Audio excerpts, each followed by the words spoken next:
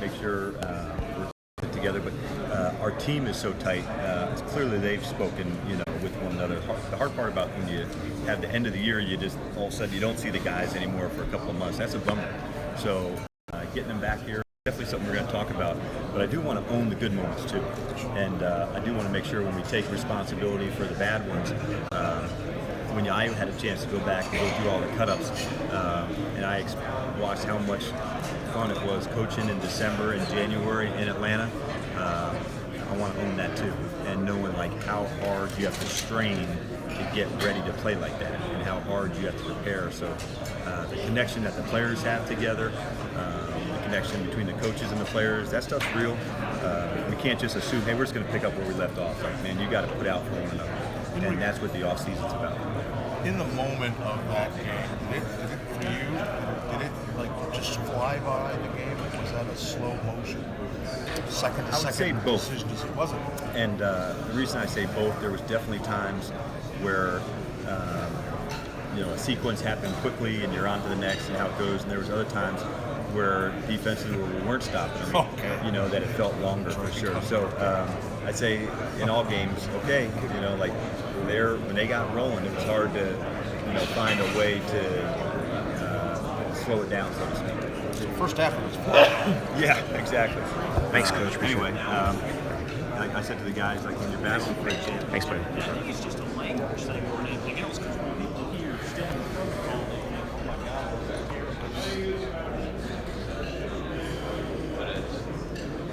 okay quarterback, she doesn't make the team.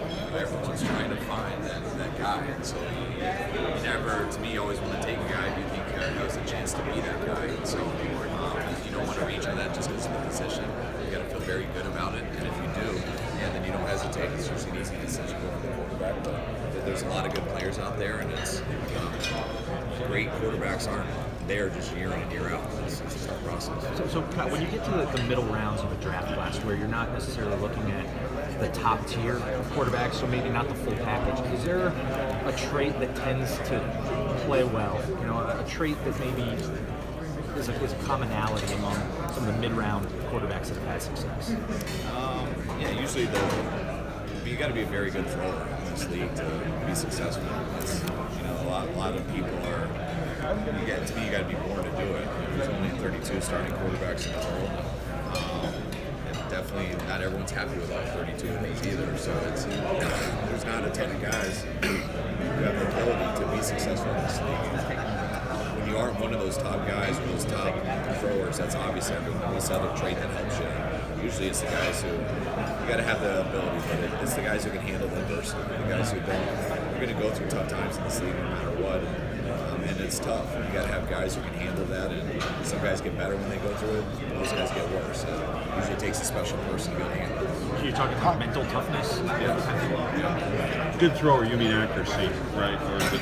I mean, all of them. Yeah. We could sit here and talk about that forever, but Okay. you got to be very balanced. You got to be accurate. You got to have the arm strength to make all the throws. You don't have to. It's not just about how far you can throw or how hard you can throw. You got to be able to throw in this league with no room around you. You're going to get hit in this league. People, no matter how good your line is, you're not going to be able to block these guys. You're going to have to be able to sit back on your back foot and deliver the ball. Kyle, what's the best or most important piece of advice your dad gave you about being a head coach? Just be yourself. Be yourself. Hey, Coach. Nothing technical? No, nothing technical. We've done enough of technical stuff forever, going over X's and O's, so that's, we don't talk about that as much, and it's more, hey, you're ready, just be yourself. Hey, Coach, you're now running the team that had the coach, Bill Walsh, that created the West Coast offense. Do you feel some sort of special pressure to rekindle and go back and look at the strategy that was done and bring it back into the modern age? I mean, you guys have studied that forever, and it continues to evolve, so it's, you don't go back and study that anymore. That's what we've done every year, building as time has gone. So it's, Bill Walsh is as good as it gets. They talk about the West Coast offense and what it is, but it's really more just terminology now. The terminology we use originated from the West Coast, so I'd say if you label it something, you would say maybe we're a West Coast offense, but what that is now is very vague.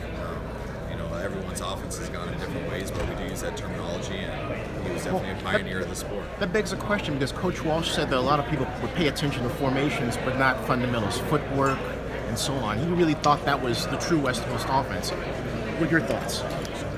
Yeah, if you're just running plays and stuff, anyone can just run a playbook. You need to be very detailed in how you coach. That starts with technique and breaking it down to the individual, and you better look at everything. If not, you're just calling a playbook. You got to know why you're doing it, what coverages you're attacking, and how you're coaching these players to get open and do the right techniques. Do you have a Bill Walsh story? Do I? No, I just read a lot of his stuff, and it's definitely all over. In the 49ers, in the 49ers library archives, are his books still in there? Yeah, they are. A lot of his videotapes. Back from, Bill, from what I've heard, I know my dad was the same way. They recorded everything. Yeah, Every they install did. he did Yeah, and they stuff. sure did. And So have can it you on- go back in you can somewhere go in the back. 49ers building and go find stuff? Yeah. Have you done that? Yes. And I have before I got here too. So it's, Oh, okay. stuff that I've done a lot of throughout my lifetime. What in particular? Just watching installs, or Okay. speeches, how he talks to the team, things like that, how he put in an offense, and I'm fortunate enough to be around situations where I could see that stuff. It's pretty neat. Do you find yourself wanting to maybe copy some of his presentation style because he had a good habit of telling a joke and in a way that was kind of a weird ironic humor, Yeah. but it always worked. Well, I think that's what made him good. He was himself. That was who he is. So he said a lot of smart things, and those are things you learn from. But I think it's also important to be yourself. So I got to use my own humor my own way, but it's you have to be yourself. You take in all the great coaches that there's been. You take in it from everybody. It's not just coaches. It's other speakers. It's leaders in other businesses. But you're always trying to improve yourself, and you do that by watching people like that. But you soak it all in. When it's all said and done, you better be who you are. So I'm going to do a couple more front and back. If you stood out crazy, Yeah. is there a way to figure out if God can retain the verbiage that you're going to give them during the draft process? Or just kind of No, there is. Yeah, you have to have a certain capability, and I'd say 95% of them do have it. So it's not like we're asking them to be a doctor or anything. We're trying to ask them to repeat after us and get the verbiage, which isn't easy, but most of the people who work at it and put the time in, it comes. But you do have to put the work and the time in it, and that's really what it's more about. Is this guy going to work at it every day? Not all the guys are smart enough to do it, but it's do they have the work ethic? Would you say you have the heavy verbiage and so just tailored it to chip it down? Yeah, I chip it down as much as I can every year. There's two ways to do it. You can call something one play, with one word, and have 11 guys memorize it, which is good. You can take stuff off the quarterback, and take stuff off the play caller, but it puts more on the other 10 guys. Or you can make it a little bit more wordy, which is harder for the play caller, and it's a little harder for the quarterback, but it helps the other 10 guys. So we do want to put that pressure on, and I've always tended towards put more on the quarterback and more on the play caller to make the job easier for the other 10 guys, and also helps you adjust throughout the game. We good? Great. Yeah, thanks, Coach. Thanks very much. 57 minutes. Thank you. Expecting all this. It's like the Super Bowl. So did you ever have a Microsoft? It's almost in, so that's it. Actually, everyone's breaking up, but pretty good, pretty good. That's what happens. Thanks a lot, Kyle. Hey, thanks, Coach. Yeah, right. And now it's breakfast time. As they broken up the coaches interviews for the NFC. I had a YouTube malfunction the last one, so I'll go back and check that live stream. I had to start this new one, which is shorter. But I got the people I wanted to interview. I got Kyle Shanahan of the Niners, Dan Quinn of the Falcons, and Dirk Carter of the Bucks. So there we go.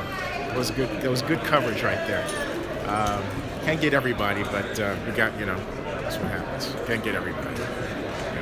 So yeah, just thank you.